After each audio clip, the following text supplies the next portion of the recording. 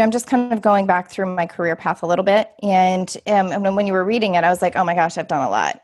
And I look through it and I think, oh God, I probably look really, really scattered. And I decided to, years ago, it just kind of caught me back in this old pattern of thinking that I have. And it's like, no, that's not your story. It's when people look at that, they'll be like, wow, that seems really scattered and you've done a lot of different things. You guys, I used to call it also the scenic route. I took the scenic route to where I'm at.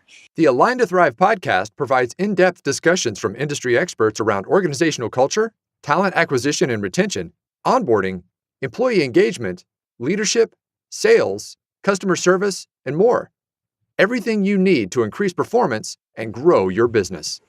Hello and welcome to the Align to Thrive podcast. Brooke and I have the pleasure today of our guest, Kris Kuhlman, and we also know her as Kriss. So hello, Kriss. Thank you for being on today. Hi. Thank you for having me. Hi. We're glad you're here.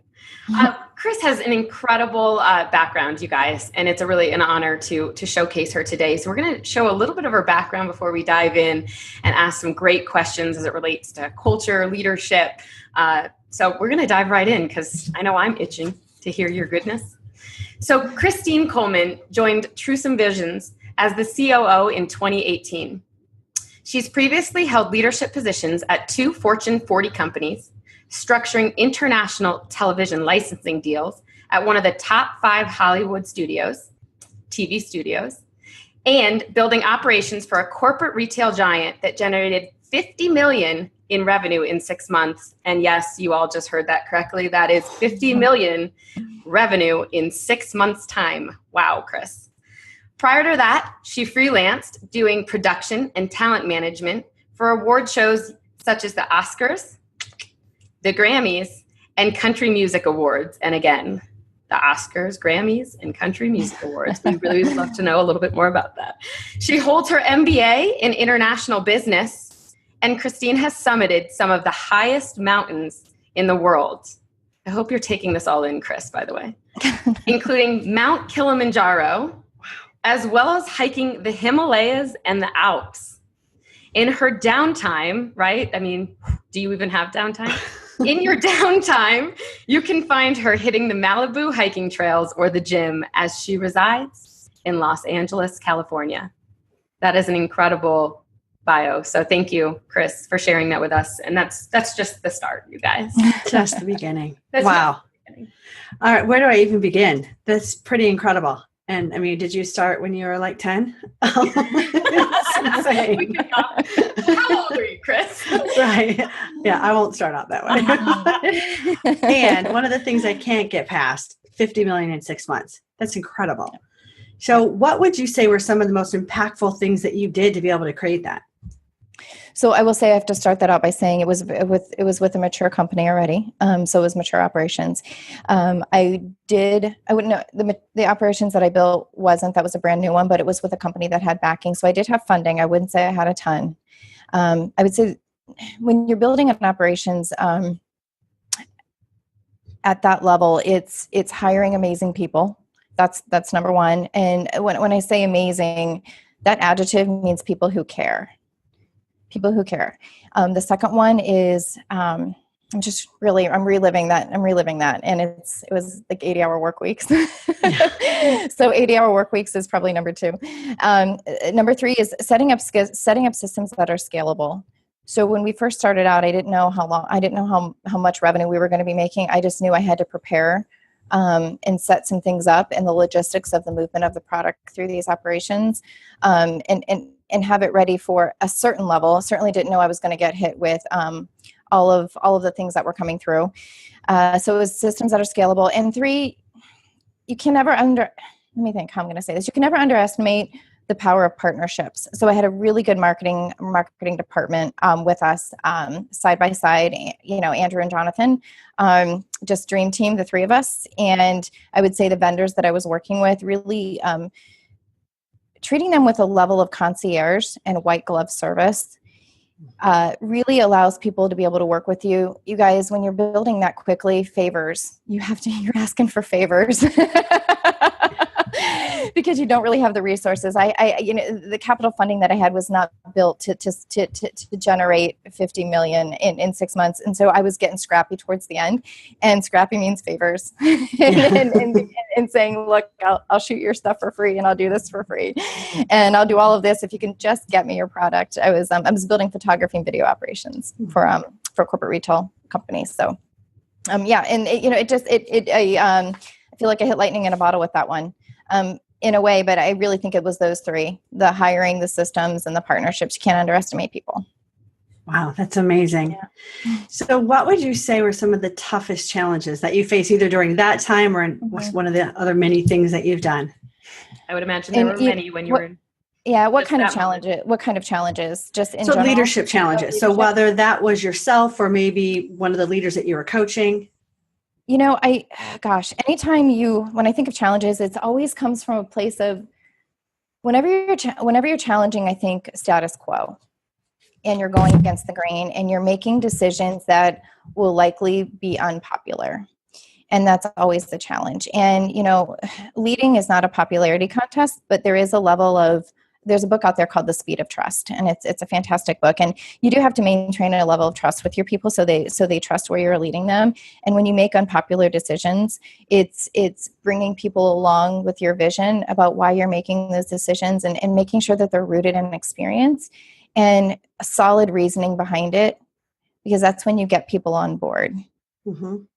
You really do. I think another leadership challenge, another tough one, is probably anytime you have to restructure. And you think that, and I'm, this is one thing where when you restructure or when you have to let people go, you worry about things like, was it me, right? Our job as leaders is to develop other leaders. That's our whole job. And, I borrow that from Simon Sinek, and when somebody's not performing to a level, or you get to the point where you need to restructure, you kind of wonder, you have these moments of self-doubt. Everyone has them, and self-included. And you're like, gosh, did I not do my part in developing them?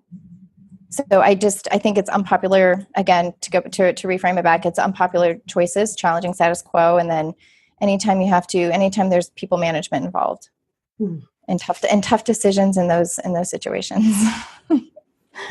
So to piggyback off that a bit, you talked about concierge service, developing leaders, really, that whole relationships things. What would you say are the top qualities any leader should have to be the most successful? One of them was, I touched on it a little bit before, having a vision, being a visionary leader, I would say is one of them. Really showing people how big things can get. Double down on the belief that you have in the people and in the company and what the company can do, and then be able to show them that. The second one is leading by example. If you're going to walk the walk, no, I didn't say that right. You have to walk the walk. If you're going to ask things of everybody else, you have to be willing to do them yourself, and leaders go first. Mm-hmm. If I were to do a third, did you ask me for 3 or 2? Am I off the hook? I want everything you can give us. So give us more. I would say, what's hot on my heart right now? I would say empowering people. Depending on what business phase you're in your company, it varies a little bit. If you're in sort of a startup phase, you're doing a lot of guiding and directing, and then you move through empowerment.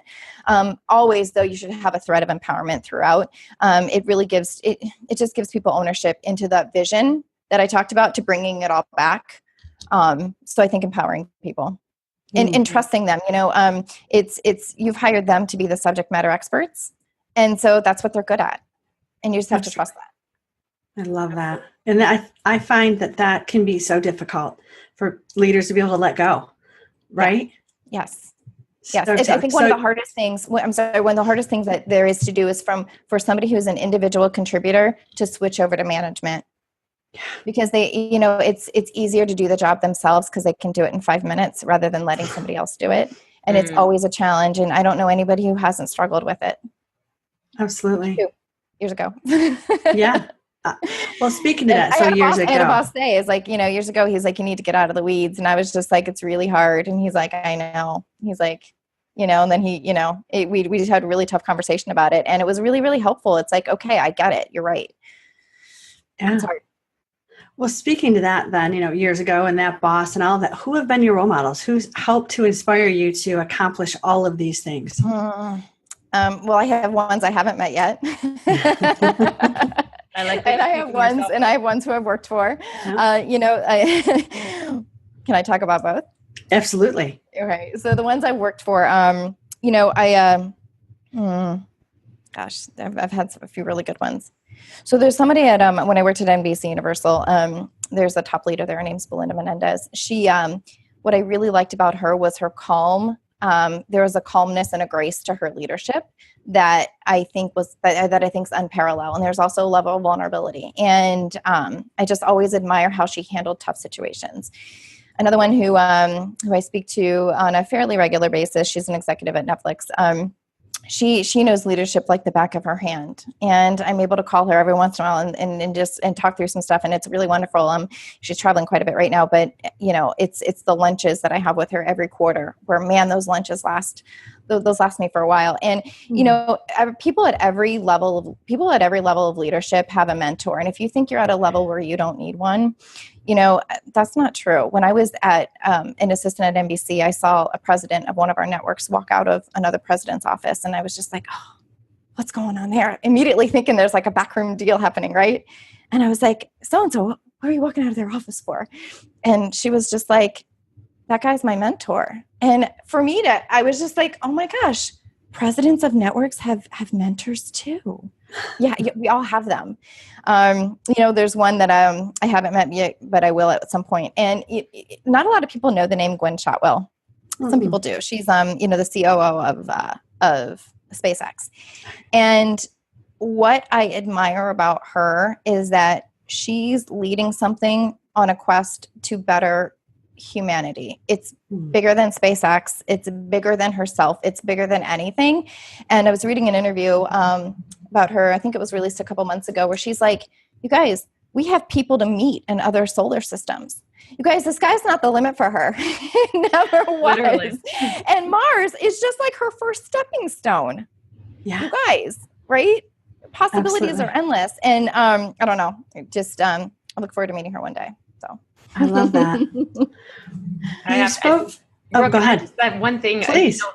One of the things that you're incredible at, Kriss, and you've said it a couple times, is vision.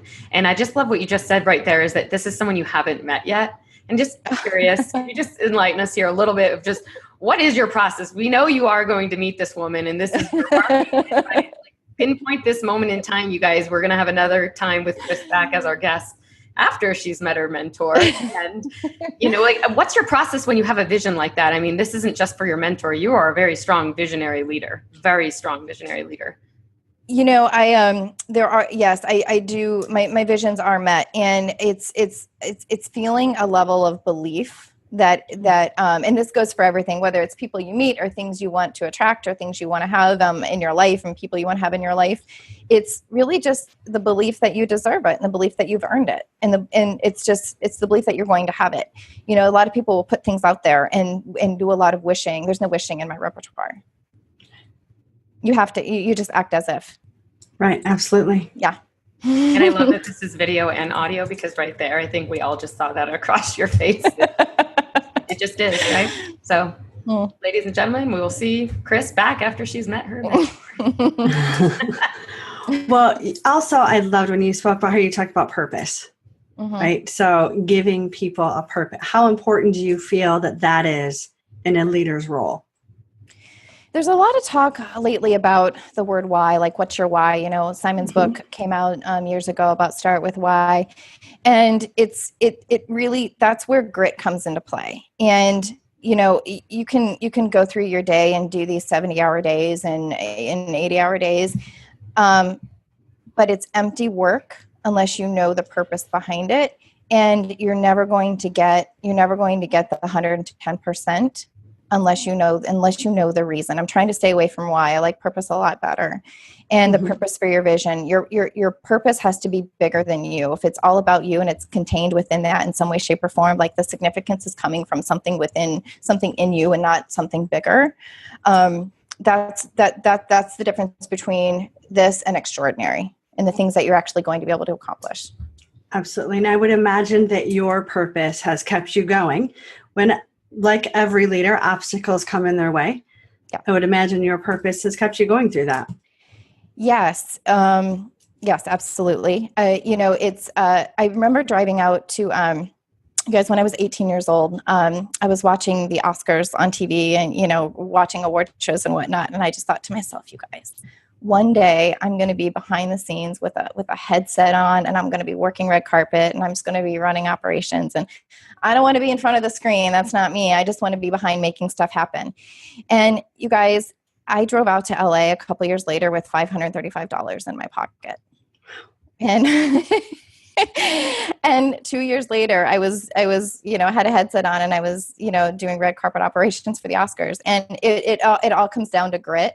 And I'm not going to say I knew my purpose then. I just knew, I'm not sure I knew what my purpose was. I was only like 23 at the time. But I knew things that I wanted to accomplish. And I think maybe my purpose was, hey, I just want to prove to myself that if I set my mind to something and I've got a vision, that I can do it. I think that might've been it. I think it was proving something to myself. I love that. That's great. So walk us through, there's kind of two parts to this. Yeah. I would love to know the day in the life of Christine Coleman as a Chief Operating Officer. And then to piggyback that, I would love to know what parts you feel are most important. Well, I'm just going to take you through my day today. So, wake up at 5 a.m. every morning. We, a situation where I live in Los Angeles and our company headquarters are in Austin. So I do a lot of back and forth, and I'm not quite ready to give up my foothold here. And so I wake up every morning at 5, and I say that because my calls and my video calls and my conference calls start at about 6 a.m. Central Time. So Central Time, it's about 8 a.m. So, one of the things is, the luxury of working from home is that you can work from home, but it doesn't mean that you're not close up ready. And you got to be ready. And because, everything starts at 6 a.m. for me here. So I wake up at 5, get ready. Coffee is absolutely preset. Coconut creamer is still on standby. I'll start at 6. And I'm usually straight through 6 to about 4. And of course that's like 6 p.m. Central Time. And so usually right on the dot at about 4, I'm hitting the gym. There's a canyon right up the street. Called Runyon Canyon. If it's not too hot, it's incredibly hot here in Los Angeles these days in the summer. If it's not too hot, I'll hit Runyon. Takes about a good hour and a half to do, but that's a non-negotiable in my day. Usually done around 6, come back, have some dinner, working again from about 7 to 9:30. Just finishing up emails and anything else that needs worked on. Anybody who needs support throughout the day, like, hey, I didn't get back to you today. What else do you need? It's very important for me to be able to do that. And I'm usually in bed by, you guys, I try to relax for about an hour and a half at night, anywhere from 9:30 to about 11. And then I'm usually in bed by 11, sometimes midnight. Sometimes I'm reading the news or I'm watching the news. I try to catch my morning news every morning when I'm getting ready from 5 to 6. I usually listen to NPR, usually KCRW, which is a local NPR station out here. Try not to do the news more than once a day because you don't need to. You just need to suck you in. You're going to catch it up and you're going to get it the next morning. Mm-hmm. You don't want to get sucked in. So absolutely. Yeah. Well, I got to ask too with that. Sorry, Brooke, but you said non-negotiables, and I'm just thinking, right? Or you viewers are listening in, like COO, right? Like this girl's done a lot. Like, bottom line, we're putting you on the spot here, but what are your non-negotiables in a day? I mean, you're very disciplined. Yes, I am, and I take a lot of pride in the discipline. I really do. It's almost like a badge of honor I give myself. My non-negotiables are my protein shake in the morning and my workout. And really my non-negotiables are eating healthy. Another non-negotiable is coffee in the morning. It's my coconut creamer that I steam. That's a non-negotiable. I love how you have fun in the process. Very disciplined and has a lot of fun. Yeah. Kind of love that. If I've got some extra time in the morning, I'll make a latte. But no, it's the coffee for sure. And it's not like, oh my gosh, I need the caffeine. It's not about that. You guys, I really enjoy the taste. And sometimes if I've got extra time, my favorite coffee shops down the street, I'll go in the morning and I'll go grab from them. Like it sets the tone for the day. Eating healthy for sure. And then of course the gym. Love it. That's awesome. You've got You guys, self-care is really, really important, because if you don't have that, then everything else just kind of, guys, it kind of falls to shit. I'm not Well, and you won't have the energy to do everything that you need to do. I mean, that's the biggest part, right? Yes. You know, it all goes back to the company. When you're in anybody, really, whether it's a leadership position or not, you know, it all goes back to, when it comes to the vision, you know, this isn't my vision for the company. It's the company's vision, and we work for the vision. It has nothing to do with me, and it has nothing to, it's like, what's the vision that we have for humanity? What's the vision that we have to change the world in the ways in which that we want to be able to change it and grow it? And that's just what you're working for. And in order to do that, you have to be healthy. Absolutely. You do. So one of the sayings that we like to say, well, it actually comes from Peter Drucker, but it works very well within the Align to Thrive organization, is culture eats strategy for breakfast.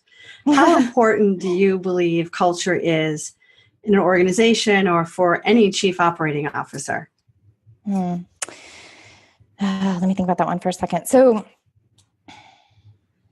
if you're not aligned with your culture, it's tough for you. I think it's tough. It's tough to work through your day.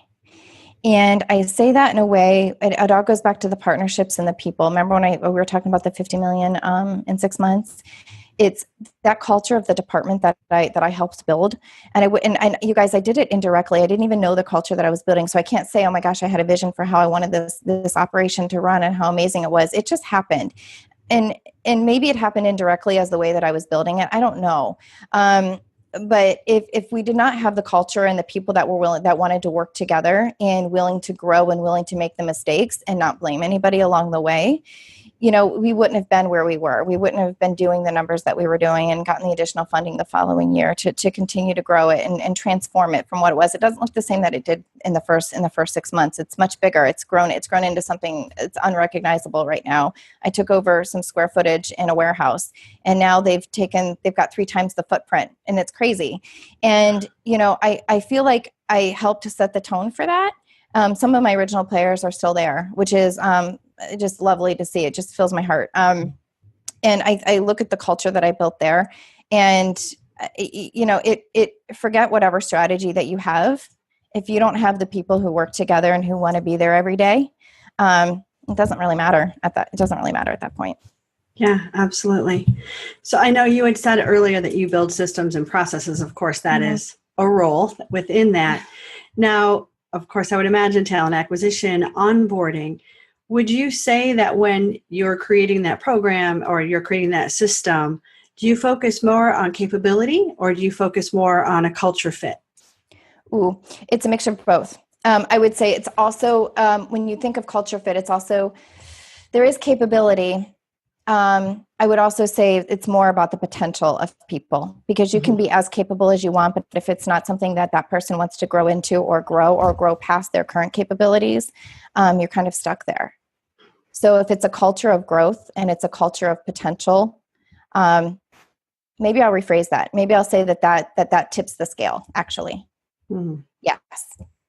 Because, yeah.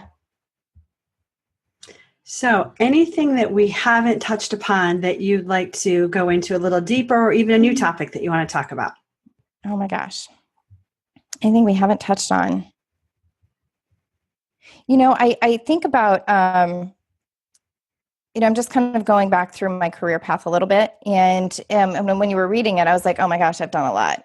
And I look through it and I think, oh God, I probably look really, really scattered.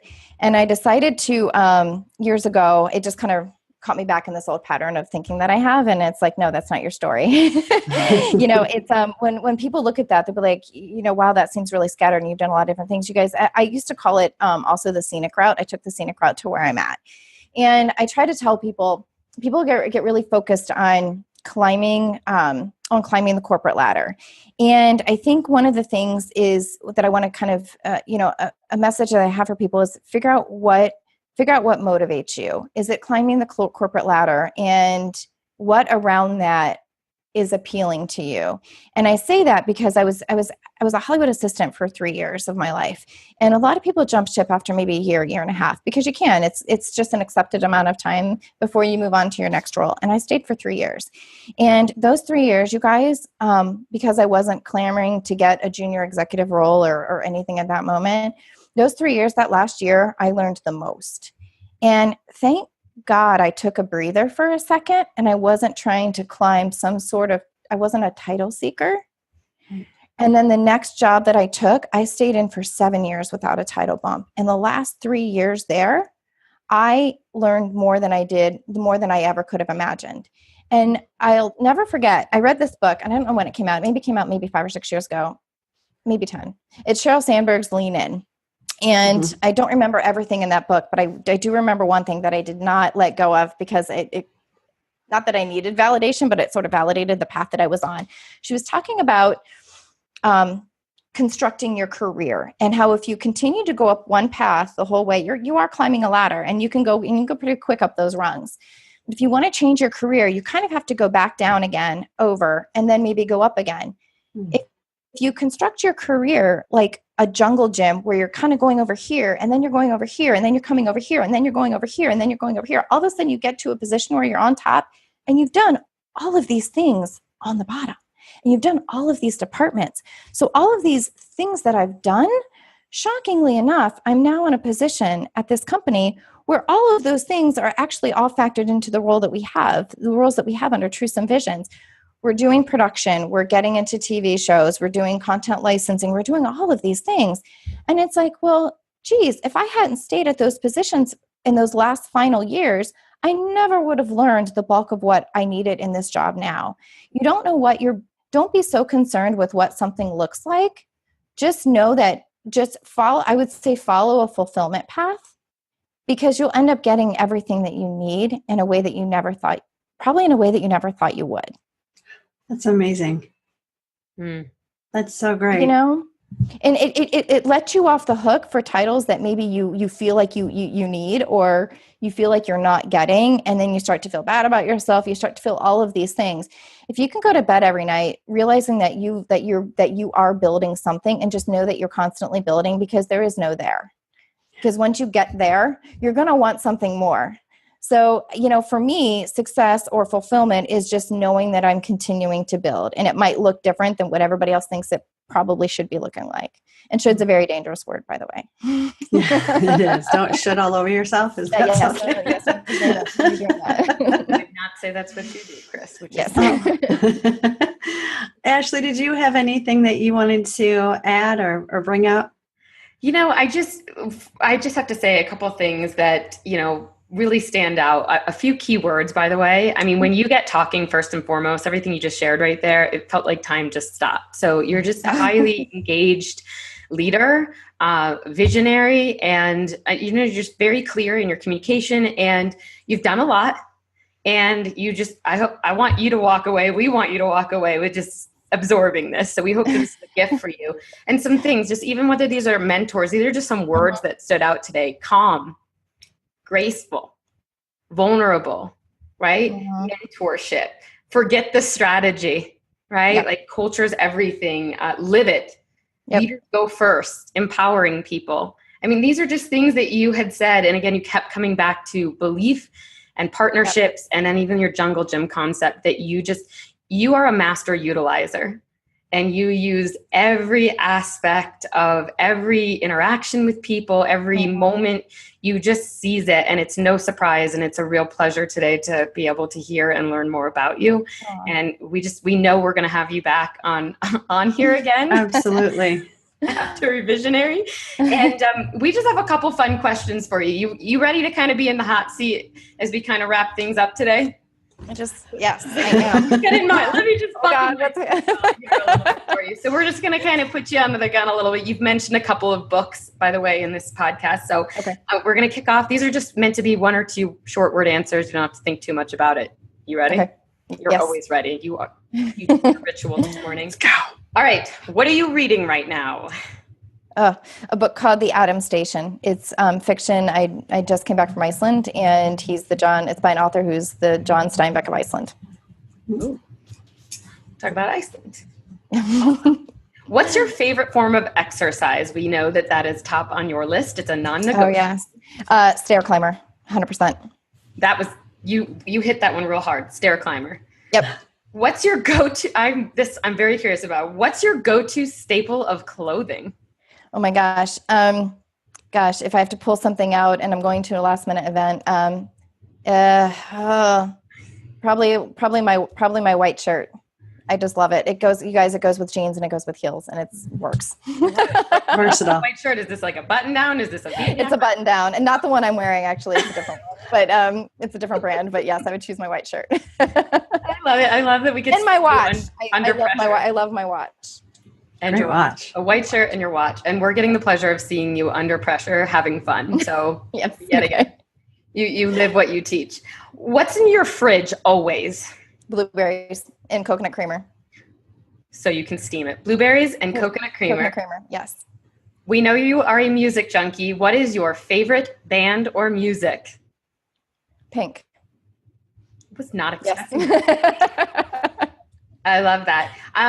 If you could name yourself, what would you name yourself?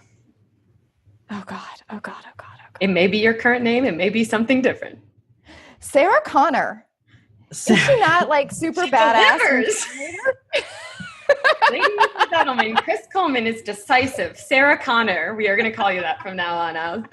And because we're laughing, this is your final question. And thanks again for your time today. What is one word that makes you laugh? One word. Well, it's one I used today in an email. I used the word ruminate, and I don't know where it came from. But when I was writing it, I was just laughing. I was like, I haven't used this word in a really long time, and I think we should all be using it more. A lot. Ruminate. All right, so ruminate. Everyone, your challenge today is to go use the word ruminate. Have a good laugh. Really, I mean, that's everything.